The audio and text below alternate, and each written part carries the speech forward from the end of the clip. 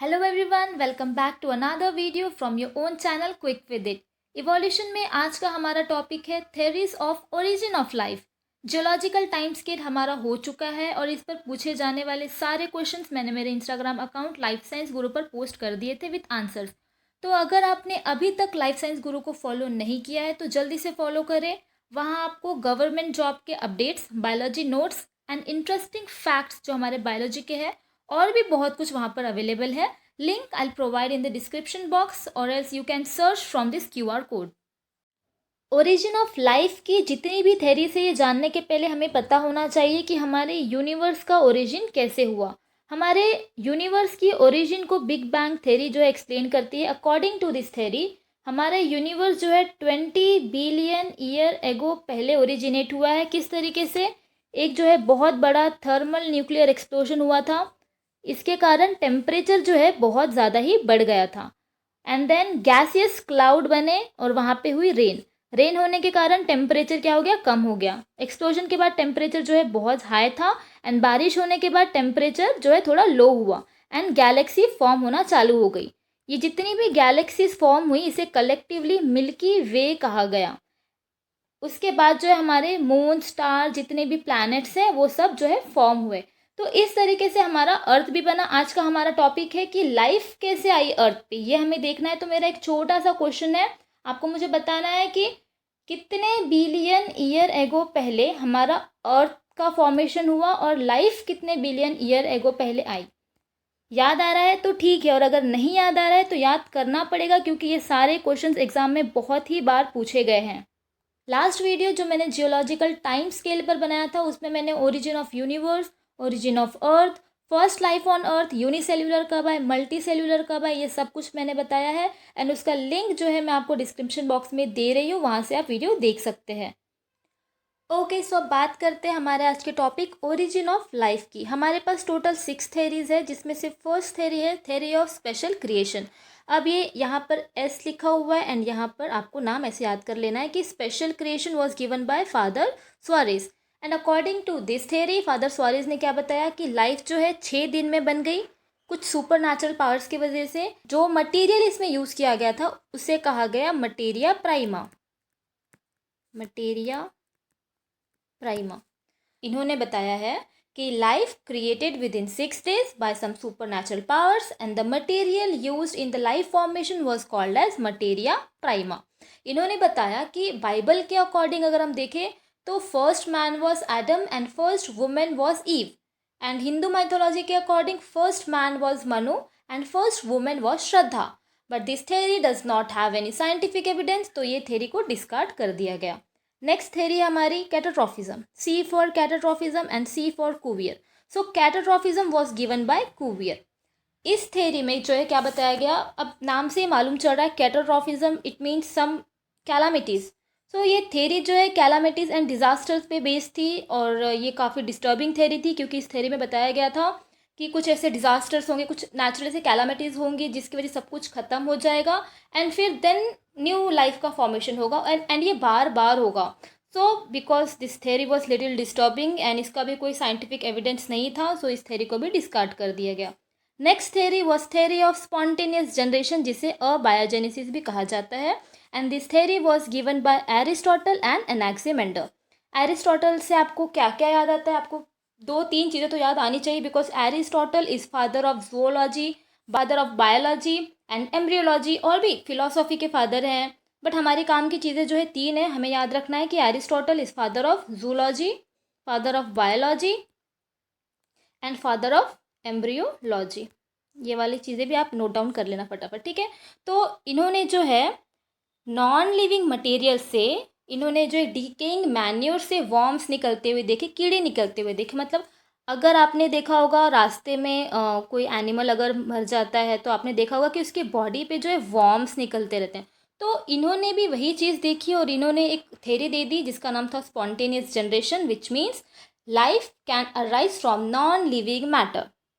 अब इस थेरी को जो है बायोजेनेसिस ने रिप्लेस किया। Biogenesis is given by Redi, Spallanzani and Pasteur. ये वही पास्चर है जिन्होंने पैस्चराइजेशन की मेथड दी थी। आपने देखा होगा ना, पैस्चराइज्ड मिल्क हमें मिलता है मार्केट में, और भी कई सारी पैस्चराइज्ड चीज़ें मिलती हैं। तो वो सारी चीज़ मतलब ये जो थ्योरी थी पैस्चराइजेशन की, वो हमारे लुईस पास्चर ने दी थी। बायोजेनेसिस को हमको डीप में देखना है because this theory is very important. Okay, so let's start. First point यहाँ पे गिवन है, बायोजेनेसिस इज द फॉर्मेशन और production of new living organism और ऑर्गेनेल्स। क्या बताया गया यहाँ पे कि बायोजेनेसिस क्या है, जो लाइफ है वो ऑर्गेनिज्म से आएगी। मतलब एक नॉन लिविंग मटेरियल से कभी भी कोई लिविंग मटेरियल नहीं फॉर्म हो सकता। According to Louis Pasteur, living things come only from other living thing by means of reproduction. ये हम सबको पता है कि एक अगर लिविंग थिंग से कोई भी एक ऑर्गेनिज्म है तो वो एक दूसरे ही ऑर्गेनिज्म से आया होगा। Okay, and third point was life does not spontaneously arise from non living material. तो इन्होंने भी वही कहा कि एक लाइफ नॉन लिविंग लाइफ से कभी नहीं आ सकती। मतलब जो हमारे एरिस्टोटल ने बताया था कि नॉन लिविंग से जो है लिविंग मटेरियल आते हैं, वो यहाँ पे रॉन्ग प्रूफ किया है हमारे तीनों साइंटिस्ट ने। अब फ्रांसिको रेड्डी जो हमारे फर्स्ट साइंटिस्ट थे, इन्होंने किया एक एक्सपेरिमेंट। उस एक्सपेरिमेंट पे इन्होंने क्या बताया, दिस एक्सपेरिमेंट कब परफॉर्म किया गया था, इन 1668 में। Francesco Redi, an Italian physician, did an experiment with flies with wide mouth jar containing meat. यहाँ पे आपको देख रहे हैं, यहाँ पे जो है 2 जार से इन्होंने क्या किया, इन्होंने दोनों जार्स में जो है क्या रखा, मीट रखा। मीट रखने के बाद एक को उन्होंने ओपन रख दिया एंड एक को उन्होंने कवर कर दिया, एक जार को। Next, after few days maggots appear in open jar in which the flies went freely in and out and laid their egg on the meat. अब बहुत ही ऑब्वियस सी बात है, अगर आप भी कोई मीट का टुकड़ा रखते हो, एक को आपको कवर करना है एंड एक को आपको ओपन रखना है, तो आप नोटिस करोगे कि जो कवर वाला है जार आपका, उसमें फ्लाइज नहीं बैठेंगी। फ्लाइज अगर यहाँ नहीं बैठेंगी तो यहाँ पे एग ले नहीं होंगे एंड यहाँ पे वॉर्म नहीं आएंगे। बट जो आपका ओपन कंटेनर है उसमें जो है फ्लाइज आएंगी, यहाँ पे वो अपने एग जो है ले करेंगे एंड यहाँ पे वॉर्म्स का फॉर्मेशन होगा। But in seal jar in which the flies could not enter did not show any maggots. ठीक है, तो इन्होंने भी वही बताया, मैगोट्स मतलब जो फ्लाइज के बच्चे होते हैं उसे मैगोट्स कहते हैं। तो इन्होंने भी वही बताया कि जो जार क्लोज था उसमें से मैगोट्स नहीं निकले एंड जो जार ओपन था उसमें जो है मैगोट्स ने अपने अंडे दिए एंड वहाँ पे जो है मैगोट्स के बच्चे अराइज हुए। अब इन्होंने क्या कंक्लूड कर दिया कि maggots arises from the egg laid down by the parent fly and that the maggots can not appear spontaneously. मतलब वो जो मैगोट्स ओपन जार में जो मैगोट्स आए थे, जो वॉर्म्स आए थे, वो स्पॉन्टेनियसली नहीं आए थे, वो फ्लाइज की वजह से आए थे। अब रेड्डी ने जो है एक और सेटअप उन्होंने अरेंजमेंट किया। उन्होंने क्या किया, न्यू एक्सपेरिमेंट उनका था जो कि था एक मसलिन क्लॉथ के ऊपर। मतलब इनका नेक्स्ट एक्सपेरिमेंट था मसलिन क्लॉथ के थ्रू उन्होंने किया। अब उन्होंने टाइटली पैक ना करते हुए एक मसलिन क्लॉथ लिया। मसलिन क्लॉथ से हवा जो है अंदर बाहर आना जाना कर सकती थी। तो उन्होंने नोटिस किया after some time maggots appear only in some jars. अब उन्होंने 2-3 जार्स लिए, 2-3 जार में उन्होंने सब में मसलिन क्लॉथ लगा दिया। अब उन्होंने नोटिस किया कि उसमें से कुछ जो जार्स थे उसमें मैगोट्स आए थे। अब उन्होंने कंक्लूड किया, मतलब हमारे फ्रांसिको रेड्डी ने, हमारे पास 3 साइंटिस्ट थे, आपको पहले नाम याद रखने पड़ेंगे अच्छे से, वेट अ सेकेंड। हमारे पास थे रेड्डी, अभी हम रेड्डी के बारे में पढ़ रहे हैं, उसके बाद हमारे पास पैलेंजाली आएंगे एंड उसके बाद पास्चर आएंगे। ओके, तो रेड्डी ने हमको क्या बताया, उन्होंने जो है पहले जार लिया, जार में उन्होंने मीट रखा, मीट रखने के बाद उन्होंने एक में कॉर्क लगाया एंड एक में कॉर्क नहीं लगाया। जो कॉर्क नहीं जिसमें लगा हुआ था उसमें फ्लाइज आई एंड वहाँ पे हमें वॉर्म्स दिखे। जो टाइटली पैक था उसमें वॉर्म्स हमें नहीं दिखे। और इन्होंने क्या कंक्लूड किया कि जो है जो न्यू लाइफ अराइज होती है वो स्पॉन्टेनियसली नहीं होती है। ओके, अब उन्होंने दोबारा एक और एक्सपेरिमेंट किया जिसमें उन्होंने मसलिन क्लॉथ का यूज़ किया, उन्होंने कॉर्क का यूज़ नहीं किया। एंड देन उन्होंने नोटिस किया कि कुछ कंटेनर्स में मैगोट्स आ रहे थे। वो कैसे हुआ अब आगे हमें पता चलेगा, बट अभी यहाँ पे हमको क्या देखना है। अब उन्होंने क्या कंक्लूड किया कि free air considered as vital force necessary for spontaneous origin. अब ये भी थोड़े कंफ्यूज हो गए, इनको भी लगा कि ऐसे कैसे हो गया, यहाँ पे तो फ्लाइज बैठी ही नहीं थी, मसलिन क्लॉथ के अंदर तो सिर्फ हवा जा रही है, तो इसका मतलब हवा जो फ्री एयर है उसके वजह से जो है स्पॉन्टेनियस जनरेशन हो रहा है। नेक्स्ट आए हमारे स्पेलेंजानी। इन्होंने जो है boiled soup for almost an hour, sealed containers by melting the cylinder neck closely. अब इन्होंने जो है अपने दोस्त रेड्डी का एक्सपेरिमेंट देखा था, उनके हिसाब से जो एयर है, एयर के वजह से न्यू लाइफ फॉर्म हो रही है। अब इन्होंने लेकिन क्या किया, इन्होंने एक सूप लिया। ओके, सूप में उन्होंने क्या लिया, ब्रॉथ लिया, मतलब वेजिटेबल्स एंड मीट का सूप उन्होंने लिया। उसको उन्होंने अच्छे से बॉईल किया। यहाँ पे ये सपोज ये बॉईल उन्होंने कर दिया, एंड देन उन्होंने क्या किया है, इसको अच्छे से सील कर दिया। ओके, तो उन्होंने नोटिस किया कि ये क्लियर था, इसमें कोई भी जो है ऑर्गेनिजम्स नहीं आए थे। Later he broke the seal and soup become cloudy with microbes. आगे हम यहाँ पे देखेंगे। ठीक है, उन्होंने क्या किया, उन्होंने जो एक ब्रॉथ लिया, ब्रॉथ मतलब सूप हो सकता है, ब्रॉथ को हम क्या कह सकते हैं, वेजिटेबल्स एंड मीट का सूप। उन्होंने जो है एक फ्लास्क में रखा जो कि ओपन था। कुछ टाइम बाद उन्होंने देखा कि यहाँ पे ग्रोथ हो रही है, मतलब यहाँ पे जो है माइक्रो ऑर्गेनिजम्स आ रहे हैं। ये ओपन था। ओके, नेक्स्ट उन्होंने देन फिर से वही चीज़ की, उन्होंने बॉइल्ड एक ब्रॉथ लिया, उसको सील्ड उन्होंने फ्लास्क में डाला, एंड उन्होंने देखा कि यहाँ पे कोई ग्रोथ नहीं हो रही है। लेकिन जैसे ही उन्होंने ये इसे ओपन कर दिया, वहाँ पे ग्रोथ होने लगी। देन आए हमारे लुईस पास्चर। अभी तक मतलब हमने यहाँ जो दोनों ने स्पेलेंजानी एंड रेड्डी के एक्सपेरिमेंट से उन्होंने अभी तक यही बताया कि एयर के वजह से जो है स्पॉन्टेनियस जनरेशन हो रही है। नेक्स्ट आए हमारे Louis Pasteur in 1882 to 1895। Pasteur का एक्सपेरिमेंट क्या था, पास्चर के हाइपोथेसिस में लिखा हुआ था that microbes came from cell of organism on dust particle in the air, not the air itself. इन्होंने बताया कि डायरेक्ट एयर के थ्रू कोई ऑर्गेनिजम्स नहीं आ सकते।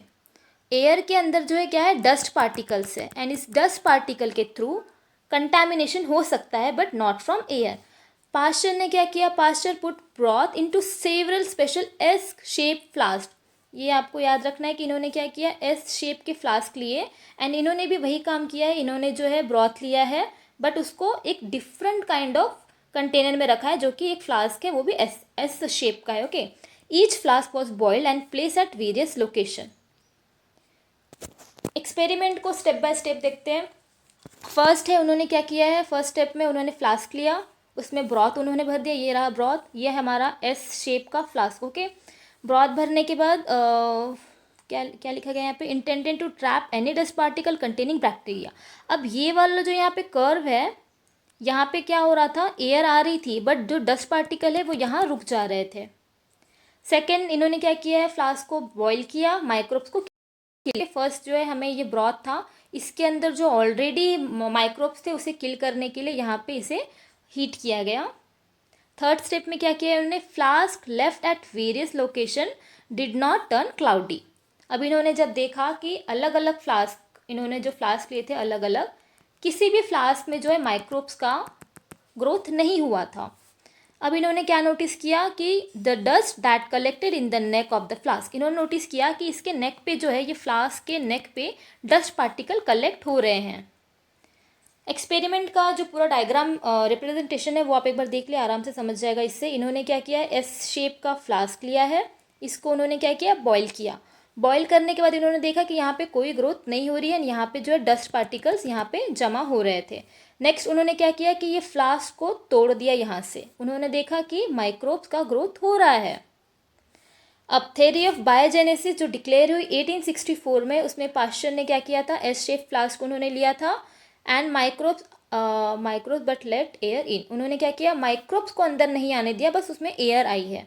एंड प्रोवाइड, एक्सपेरिमेंट में एक्चुअली यहाँ पे एक चीज़ नहीं बताई गई है इस डायग्राम में। यहाँ पे उन्होंने जो एक हीट कर, यहाँ पे इन्होंने इस जो फ्लास्क का ये वाला जो कॉर्नर था वहाँ पे इन्होंने हीट किया था। हीट करने की वजह से जो है यहाँ पे माइक्रोब्स नहीं जा पाए, माइक्रोब्स यहीं पे मर गए, यहाँ पे कलेक्ट हो गए। Okay, and provided microbes only come from other microbes, life from life, that is biogenesis. इसलिए उन्होंने, अब यहाँ से क्या प्रूफ हो गया, यहाँ से प्रूफ हो गया कि लाइफ कम फ्रॉम लाइफ, कोई भी लाइफ स्पॉन्टेनियसली नहीं आ सकती, या फिर नॉन लिविंग से कभी लिविंग नहीं, क्या कह सकते हैं उससे, कि नहीं बन सकते। नॉन लिविंग मटेरियल से कभी कोई लिविंग ऑर्गेनिज्म नहीं तैयार हो सकता। Next theory, theory number 5 was panspermia and cosmozoic theory. Panspermia theory is also known as cosmozoic theory. This theory was given by Richard Helmholtz and Arrhenius. Okay, सो इस theory के according बहुत time पहले ये जो हमारा अर्थ है इस पर मीटेरॉइड्स गिरे थे, ये हम सबको पता है, ठीक है। तो इन्होंने, ये तीनों साइंटिस्ट ने बताया कि इन मीटेरॉइड्स के ऊपर कुछ शुगर मॉलिक्यूल एंड डस्ट थे।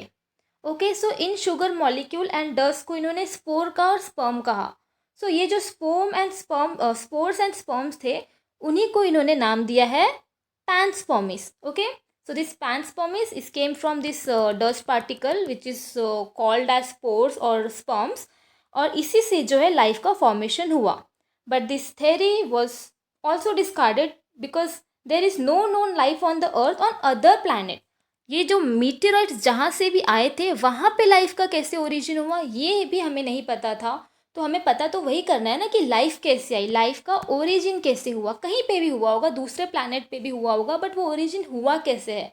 तो इस थ्योरी ने भी जो है हमें नहीं बता पाया, इस थ्योरी से भी हमें नहीं पता चल पाया कि लाइफ जो है कहाँ से अराइज हुई है। तो इस थ्योरी को भी डिस्कार्ड कर दिया गया। नेक्स्ट है हमारी सबसे important and last theory, theory of chemical origin of life, और ये हम अपने नेक्स्ट वीडियो में देखेंगे। इसका एक ओवरव्यू देख लेते हैं कि the theory of chemical origin of life was given by Oparin and Haldane. Okay, इन्होंने पूरा स्टार्टिंग से एंड तक बताया है कि हमारा प्रिमिटिव अर्थ कैसा था, प्रिमिटिव अर्थ का जो है एटमॉस्फेयर कैसा था और उससे लाइफ कैसे फॉर्म हुई। एंड इन्हीं के कंसेप्ट को, जो इन्हीं के पूरे कॉन्सेप्ट को यूरे एंड मिलर ने साइमुलेशन किया है, उनका एक्सपेरिमेंट के थ्रू हमें पता चलता है कि लाइफ का फॉर्मेशन कैसे हुआ है। वीडियो थोड़ी सी बड़ी होगी इसलिए हम उसे नेक्स्ट वीडियो में ऐड करेंगे। Okay, so please do not forget to hit like button and please subscribe my channel quick with it. Thank you.